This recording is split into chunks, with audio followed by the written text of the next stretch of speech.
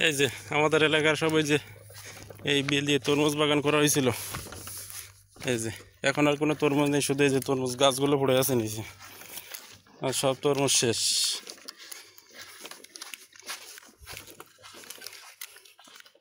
তরমুজ সব শেষ, এখন শুধু গাছ পড়ে আছে। আগের মতো তরমুজ সব শেষ, এখন শুধু গাছগুলো আছে, হয়তো বা কিছুদিন পরে মারা যাবে। এই যে আবার গাছে ফুল আসতেছে, এই যে দেখতে পাচ্ছেন কিনা জানি না, এই যে গাছে আবার ফুল আইছে। যে গাছগুলো পড়ে আছে সেসব গাছে আবার ফুল আসতেছে, হয়তো বৃষ্টি পড়ার কারণে এই ফুলগুলো আবার আসতেছে। মাঠের তরমুজ সব শেষ, কোথাও কোনো তরমুজ নাই, সব শেষ।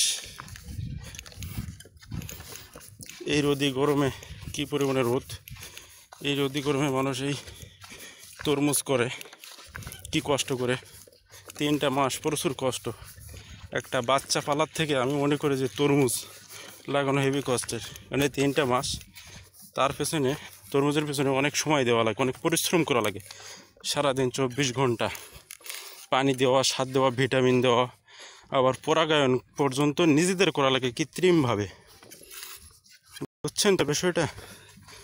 আপনারা শুধু তরমুজ বয়কট করেন, তরমুজ বয়কট না করে যারা ব্যবসায়ী, যেসব ব্যবসায়ী হলো আমরা সিন্ডিকেট ব্যবসায়ী, সেই সিন্ডিকেট ব্যবসায়ীগুলোকে বয়কট করেন, সেইগুলোরে ধরেন, সেইগুলোরে পিটান, তাহলে সব ঠিকঠাক হবে।